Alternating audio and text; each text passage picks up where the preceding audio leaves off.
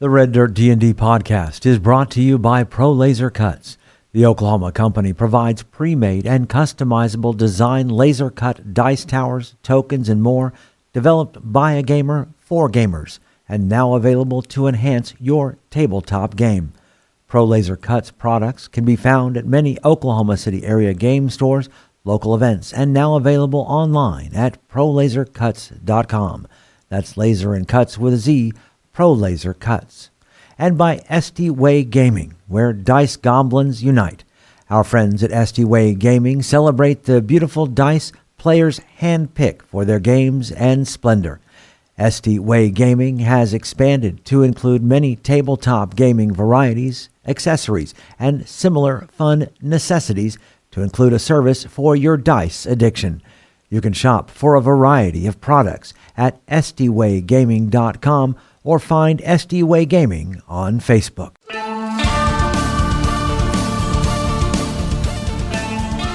Welcome to Red Dirt D&D. I'm Michael Cross, and I play Gaz, an orc barbarian, sworn protector of the Caliban frontier. I'm Konnor Shenold. I play Konnor with a K, Kobold Sorcerer who's a continuous thorn in the Empire's side.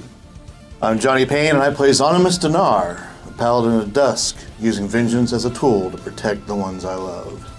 I'm Kiri Hester. I play Poppy Tea Leaf, the halfling desert druid determined to save the wild places from the ambitions of civilization.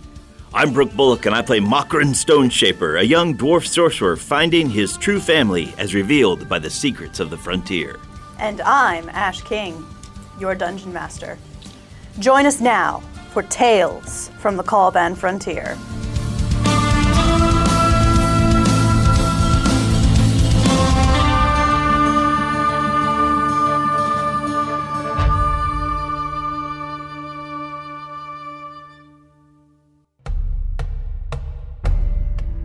Night falls in the city of Shada. After investigating the disappearance of Tavi, the brass Dragonborn, who Konnor says will lead you to Thundercrack, you have spoken with a mysterious female fire genasi who's connected with the night market, but has also promised to help you find a way down into the catacombs beneath Shada. The city itself does seem to be rather active for a little while after sundown. It's much cooler than the heat of the afternoon, so the Gnolls do spend some time working in the twilight. But around midnight, that's when things start to quiet down again in the city. At around 2 or 3 in the morning, a knock comes on your door. I answer the door. You find that same fire genasi lifting her eyebrow at you. Greetings, my friend. I don't know if I'd go that far, but we're at least acquaintances. Would you like to come in, or shall we just head out? We're heading out. All right, it looks like we are going, and I gather up my stuff. For those who do actually, in fact, watch their money, it is 150 gold pieces. For her fee, 150 gold from each of you. I ask Wildfire for my money. Are we taking Wildfire with us? I guess we have to. Wildfire goes where she goes, man. Yeah. Mm-hmm. Yes, we're best buddies. I feel confident in his ability to save me if my life is in utter peril, but if it's not in utter peril, stay out of the way, bud. He holds all my stuff. So, this mysterious fire genasi leads you through the city, taking you through various back ways and side routes, avoiding guards, foot traffic, until finally you reach the northern district. She comes to a stop at a nondescript place beside one of the great walls of Shada, and then tapping a series of knocks against an area, she finally finds what she's looking for, and you see the sands ripple as a trapdoor opens up. And she motions towards it. He is your entrance. And here's your sack full of scorpions as promised. Oh, you're too kind. We'll meet up later at the Laughing House to settle this out and get square.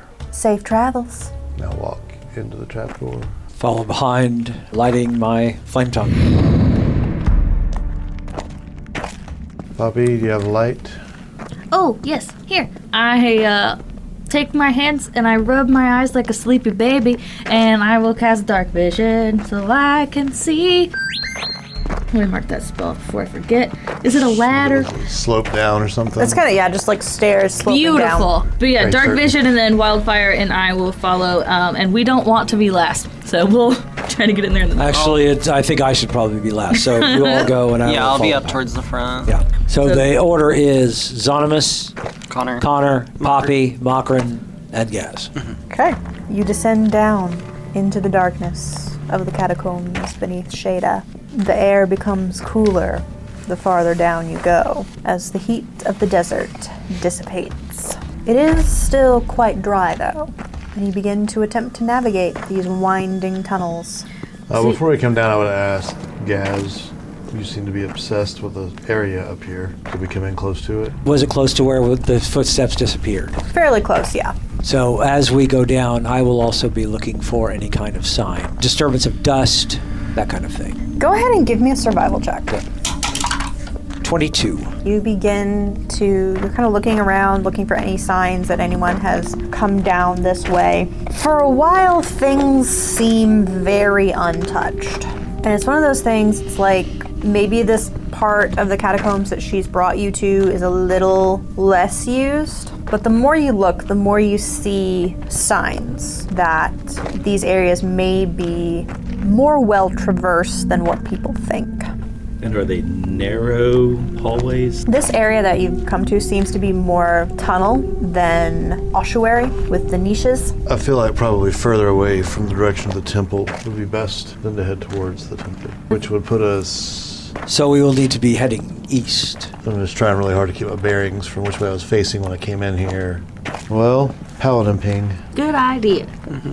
Is this anything affected by a hollow spell or another location of any celestial fiend undead within 60?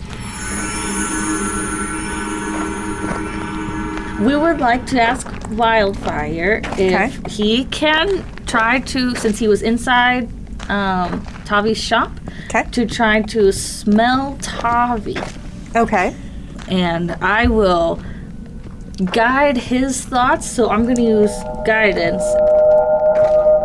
And then it's a smell, so he would roll with advantage. Okay. So that's only 16. Wildfire doesn't seem to scent anything familiar. It's okay, buddy. You tried. Oh, he was by here a long time ago. But as you get out into an area that fans out a little bit more, you kind of reach maybe what you think is an older burial ground, because you do see, I'd say this chamber you enter is probably about, we'll say 20 feet wide by about 60 feet long. For the record, let it show that I have Pass Without Trace as a cantrip now because of my staff. And so we're not specifically stealthing. But we might as well. Let's do that. We would like to stealthily enter this chamber. Okay. Roll me stealth, please. 28. 28. I had 24. 24. 23. 27 and 16 for Wildfire. Okay. And Zonimus, you're in the lead? Yes. Okay. So right before you enter the chamber, you do identify the presence of 3 undead in this chamber. I'll hold my hand up, signifying 3. You see along the walls of this chamber, there are the mummified remains of Gnolls from ages past. And they're all right up against the wall, all in kind of a crouched, sitting upright fetal position, so head tucked up against the legs. But you do notice that there are 3 of these bodies that do activate your paladin senses. Okay. And these 3 are inside along the wall. Are they across from the door on the wall? Basically, it's a straight shot through the chamber. So, like, there's 2 on one side of the chamber and 1 on the other. Okay. So basically, there is no way to, like, necessarily avoid them. I'm going to indicate that there are 3 inside the room to my party, and I'm going to start walking. Since you are stealthing in, they actually don't seem to notice you quite at first. So they're just kind of chilling against the wall for the moment. So you sense them. They're there. They're hard to spot, but again, because you have the paladin ping, you are alerted to their presence, and they don't seem to notice you guys. As I'm walking in, I might motion 1 finger this direction and 2 that, and continue walking stealthily. I'll keep following after. I really want to stop and kill these things, but I feel like we've wasted enough time already, so let's see if we can make it through here. I like it. So you're all in agreement, you're just gonna try and stealth your way through? Yeah. Yep. Okay. And that is what you do. With the stealth rolls, even Wildfire, they rolled that bad on their perception check. Does it go back into another tunnel? Do you want to either try Wildfire again, pick that scent up, or check for more tracks around here? Yeah, let's see if we can see anything new in here. Go ahead, another survival check. 11. Yeah, wildfire rolled bogus too. Yeah. Smells like dirt. Dead people. Do you attempt to continue on, searching for any signs of anything living? As we're going, does it get particularly like windy, different offshoots or anything like that? Oh yeah. I want to just use my claw to kind of dig into like whatever the stone is down here to kind of mark where we've been. Okay. Presumably it's all sandstone, so you should be Yeah. able to scratch in pretty good. We could still get lost, but hopefully once we find these markings again, I'll put them all on like the left side of the walls, so that way when we're coming back, the marks will be on the right. I want to take the cloth. Are there rips on it? Was this one piece of wrapping that fell off, or did this like get ripped off of some other wrapping? It's hard to tell. It could have just been something that like was stuck to somebody's foot. I want to try and locate object on the rest of it. When we're in a clear area and there's nothing bad going on. 1,000 feet. So with the locate object, using the cloth as a conduit to find the rest of whatever it was once attached to. Eventually it leads you all to another, more open chamber. This one I would say is probably about 50 feet wide, and it seems as if there are no other exits from this room. But how about how far along? 30 feet, 30 feet. Good. 50 by 30. We'll go with that. All right. Ping. Yeah. Oh, undead. Yeah. Any idea how many undead? 6. Are you all still stealthing? Yeah. Yes. Give me some fresh stealth rolls. Okay. 22. No, 32. So mine is a natural 20 for 27 plus 10 is 37. Wow. Good, because 18 is what I got. 31. Poppy got a 28. Wildfire also got an 18. Good news is nothing spotted you. With my super stealth, I want to poke my head into this room and like see what's happening. You see a pair of floating skulls kind of up towards the ceiling. And then the other 4, Zonimus, you sense them, but you sense that they're still kind of dormant against the wall because they haven't noticed you guys. Do we see Tavi anywhere? This room looks like a dead end, but we need to check it out. So we need to clear the room. However, do we want to try and communicate with them? Not talk to the dead, because they're undead. We've spoken to Gnolls in common. Are you asking that we try diplomacy? I mean, It's you? it's not a bad idea. Do it. So you guys stay hidden. Yes. I'm going to walk in and stay hidden. Does talking make them know where I am right away? Yes. I'm going to go into a corner of the room where there are none, switch out to my bow and arrow, and put one of my sights Okay. and whisper into my bow. Okay. I don't know if sending what's dead to her already will appease her, but you're going either way. And then I will speak. Who has awakened you from your eternal slumber? Intruder! Intruder alert! Intruder alert! Intruder alert! Roll initiative!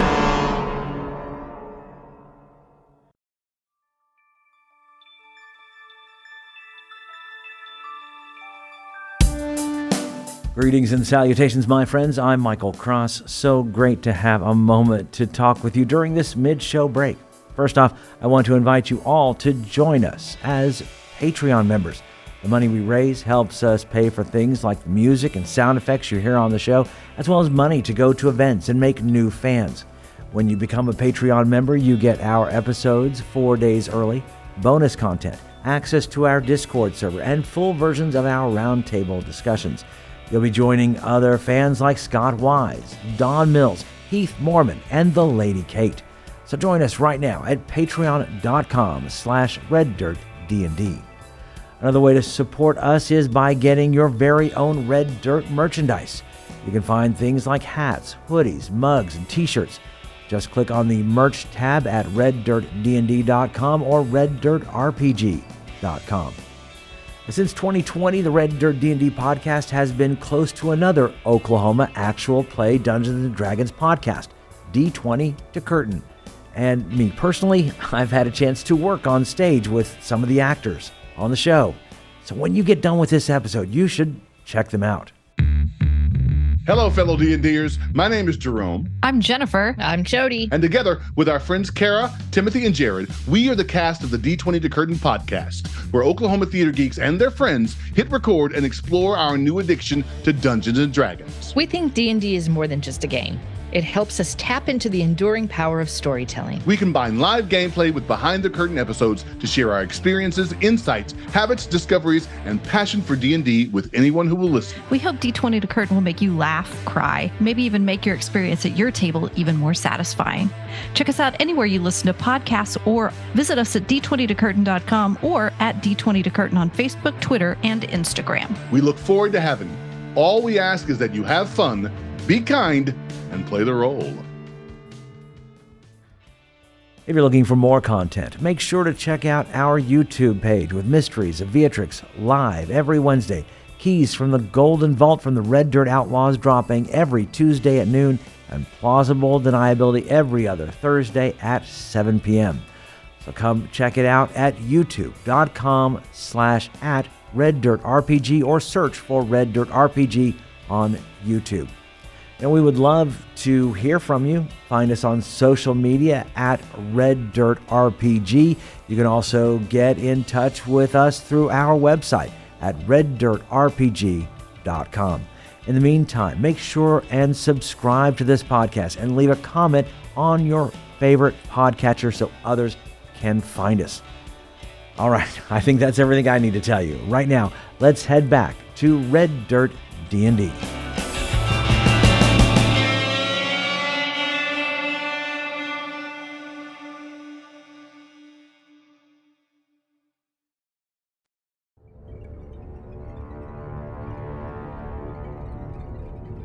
You have entered into the catacombs beneath Shada. Not only that, you have encountered undead in the catacombs beneath Shada. Searching for answers, you've come across a pair of flame skulls, and now that they have alerted their companions, you see 4 what look to be basically mummified remains of Gnolls that are waking up and starting to move. So, what everybody get on initiative? 16. 12. 17. Modified 4. 9. All right, the scene before you. You have a room about 50 feet wide, 30 foot deep. There are 2 flame skulls that were kind of lazily circling the ceiling, and you see 4 mummies that are starting to get up and start to move towards your positions. Gaz. How far away is the nearest mummy? 25 feet. Fabulous. Bonus action, rage. My tail will pop out. I will go to that one and attack with my flaming tongue recklessly. A couple of attacks. First attack, 22, 18 points of damage, 13 points regular, 5 points fire. Second attack, 17 to hit. 17 will hit. Fabulous. Again, 13 points slashing and 6 points fire. Does the fire seem to do more damage to them? Yes, it does. With the rotting, desiccated state of their corpses, they catch fire like kindling. And Gaz smiles. Tusks gleaming. Zani. The one closest to that one that hasn't been hit, I'm going to loose an arrow. To one of the mummies. And that is 23. Will hit. For a total of 23. And is it still up? It's still up. 25 to hit. Will hit. Total of, 18. And just so we're clear, that was against one of the mummies, correct? Yeah, not the skulls. Okay, not the skulls, just the mummies. And as a free action, I yell out, "Fire! They seem to be vulnerable to fire." Okay. Is that all for you, Zani? Well, how far away are they? From your position, probably about 10 feet. Okay, then I want a bonus action branding smite.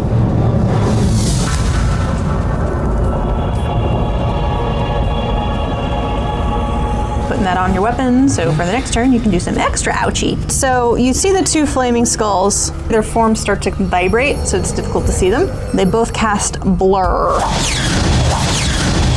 That's a disadvantage on their attacks then? To attack them? Yes. Correct. Gotcha. Thank Any creature, for the duration, any creature has disadvantage on attack rolls against you. Great. That's it for the flaming skulls. We've tackled flaming skulls before, right? Yep. They seem fairly intelligent, right? They are. Okay. How far apart are they from each other? Say probably 10 feet. So up top where they're at, I need them both to give me an intelligence saving throw. Synaptic static.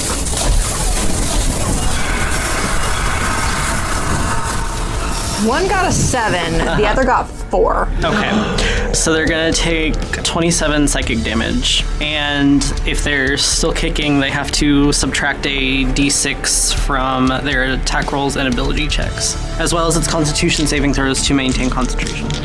And I'll move further into the room since I'm visible now. They both lose Blur. Poppy. I told Wildfire to wait in the hallway unless I look dead. I'm gonna take my little legs and get into the room, and then I am going to use a cantrip that I've had since like level 6, but I've never used it. I'm going to try to hit a mummy. I don't particularly care which one. Okay. But are you gonna tell me what you're doing? I'm going to attack it with Electrify. Okay. And that will be a 22 to hit. This hits the mummy. This will all be lightning damage. 13 lightning damage. And that is my turn. Is that all? Yes. Makram. Makran is going to target the flaming skulls of the ceiling, and they need to make a dex save as he casts cantrip Acid Splash, but twins it. So 2 dex save of 16. Alright. 1 pass, 1 fail. One gets out of the way, and the other one takes 13 points of acid damage. I won't necessarily leave the hallway. I'm going to stay right where I'm at. Okay. Time for the mummies. And you didn't reckless, right? I did reckless. You did? Both, yes. I'm targeting you. Mm-hmm. You're not immune to being frightened, are you? I have something about frightened, but I'll look up that in just a moment. How close are you to me? I think we're within 10 feet. You get a glare, Mr. Gaz. Forgot about the glare. The dreadful glare. Give me a wisdom save, please. Wisdom save, and then I get a plus how many for being within 10 feet of you? Plus 3. It's 20. 20, okay. You pass. Sweet. And you are immune to the dreadful glare of the mummies. Dreadful glare didn't pop off, but let's see if it pounces you. 21? 1 second, we'll see if my tail can block it. I have a 17, I need a 4. I got a 1. So that is 7 points of bludgeoning. Reduced to 3. 13 points necrotic. And I also need a constitution saving throw. 20. Okay. So that's it for Mumi the First. Mumi the Second is going to approach Xonimus, the one who shot it in the face, and is also attempting the dreadful glare on you. So give me a wisdom saving throw, por favor. 24. You pass, and you are immune, and it is going to attempt to pounce you. A 22. 22 hits me. Excellent. So 8 points of bludgeoning, 9 points of necrotic. 2 more mummies that kind of come away from the wall. One of them is going to glare Poppy next. So give me a wisdom save as it begins to shuffle towards you. They've only got a speed of 20, so. I do have advantage against being frightened because halflings are brave. 27. 27. Okay. Wow. I rolled an 18. I have a plus 9. Okay. I am Druid. The druid. And I am Maldanzo cloaked. Yeah. It is also still going to attempt to pounce you. That's an 11. That misses though. An attempt was made. All right, moving on. Konnor, Good try. give me that buddy. wisdom save. Okay. 17? 17 will pass, and I got a nat 1 to try and hit you. So back to the top. Gas. Let's go with Flame Tongue. Okay. A 21 to hit. Yes. 6 points of slashing, but 8 points of fire. And then another Flame Tongue, a 19 to hit. Will hit. 7 points of slashing, only 4 points of fire. And then bonus action with my tail. 24 to hit. Yeah. 12 points of slashing plus 9, which I have not been adding on my rage damage. That would be quite enough. Good. So one of the mummies goes down in flames. Yes! There are 3 remaining. Zani. The one that's right in front of me, the one that I've been picking at. I'm going to step back a little bit and draw on. It's 14. 34 points of damage. Wow! Is he standing there staggering it? Yeah, he's still there. Well, let's try it one more time. 19 to hit. Will hit. So, 33. Yeah, that's another. Okay. Yeah. And then I will switch from bay and arrow to sword and shield as I look around for who's hurt the most, or who's been hit the most. I think this is Poppy. I haven't been hit at all. Oh, I thought you. Okay. No one's been hit? Yeah, I'm the only one that's been hit. I'll start making my way to you. Well, we're 10 feet away from each other. Well, if I went 5 feet, I can shield you. Yeah. So, yeah. Cool. I'll just lean over. So 5 feet, we'll just kind of close in toward the next place. There we go. Done. My flame spells. One is going to fireball the barb and the paladin. 20-foot radius sphere. Poppy, you were heading towards them, right? 25 feet straight into the room. So I'm going to go with a yes. Dex saves.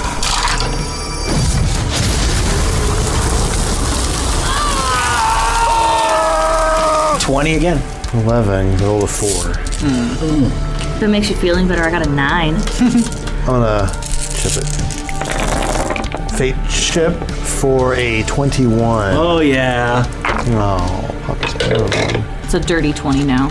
It would have been 28 points of fire damage, and the DC to beat 13. 14 points of damage if we saved? Yes. Gotcha. And the other flame skull is going to do magic missile at the kobold.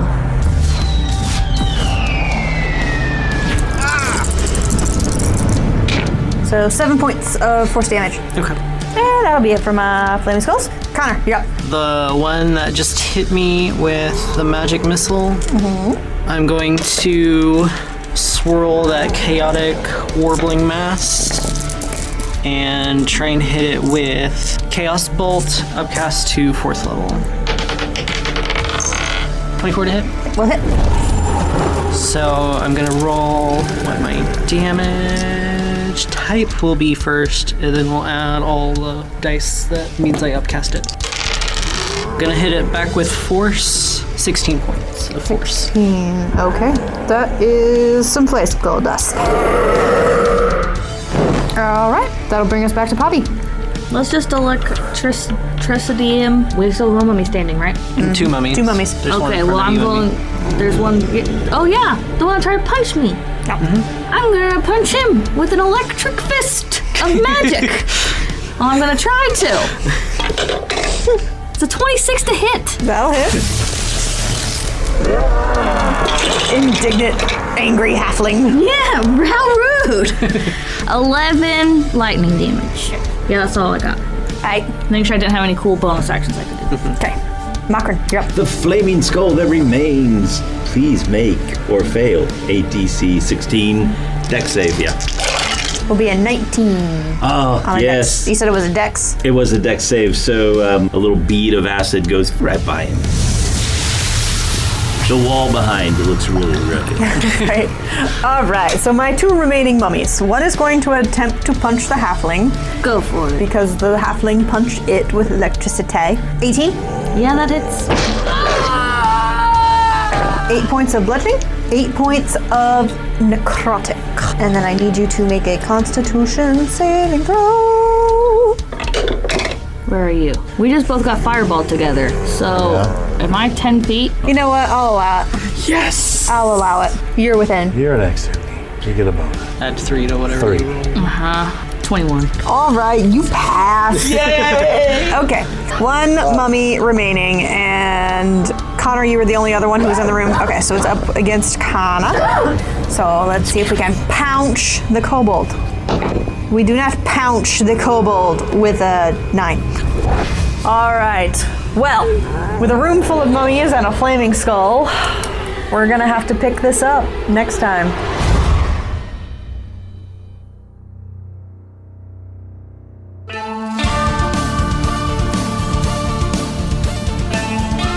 Red Dirt D&D, Tales from the Caliban Frontier is Ash King as our Dungeon Master, Brooke Bullock as Mokran Stoneshaper, Johnny Payne as Zonimus Dinar, Kiri Hester as Poppy Tealeaf, Connor Shenold as Konnor the Kobold, and I'm Michael Cross as Gaz. Special thanks to our Silver Star Paladin patron, Shenanigans Unplugged. Our theme music was created by the cinemagician P.J. Castillo. Our incidental music comes from Jeffrey McBride. Our sound effects and additional music, courtesy of TabletopAudio.com, Sirenscape, and Monument Studios. You can find us on Facebook, Twitter, and at RedDirtDND.com. We here at Red Dirt D&D could really use your help in getting the word about us. If you like what you've heard, make sure and subscribe, rate us, and leave a comment. Also, tell your friends about Red Dirt D&D.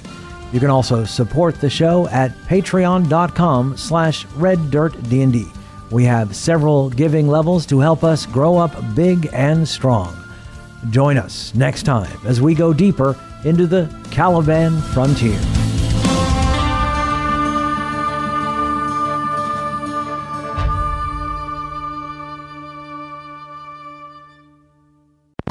I was just worried because wildfire can't do ladders. Dogs can't do ladders. I don't know, man. I've seen some dogs. He doesn't. I mean, I don't want to roll an athletics check for him. But yeah, we will. He can do accounting, but he can't do a ladder. Yes. Worthless. No thumbs. He has a certain set of skills. It just Probably makes me think of behind when maybe. we took the dog hiking last weekend, and there was one of the trails we did, the last half of it was almost a completely vertical climb. And my dog just looks at me like, you want me to climb that? 16. Click, click, click, He click, rolled click, a click. 2. Yeah, Good job, kids. So you had His little 27 and bait had 16. I'll hold my hand up, signifying 3, and then I'll do the zombie walk from Thriller.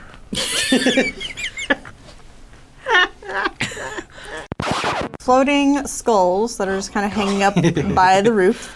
They're not singing and dancing? Not They haven't been yet. stupefied yet. There it is. Oh no! They got a little show tune going on. It's this great song I heard once from another flame skull. Intruder! Intruder alert! Intruder alert! Intruder alert! Roll initiative! Hey guys, I think there's been an intruder in here. What? Who We could should it go be? find him. The last flaming flying skull was also an intruder alert. Yeah. Seems like they're not actually good. They're just alarm systems. They both cast Blur on themselves. Hey, I know that spell. I've had that spell since level 2. I just never use it. You should use it. It's a an good action. spell. It's still a good spell. How far apart are they from each other? Say probably 10 feet. I need both of them to give me an How far intelligence. do they need to be to avoid the spell? That's not my question. I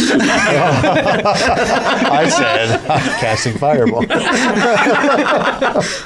cast Fireball now. I didn't say where are they. I said I cast Fireball. And ask how big the room was.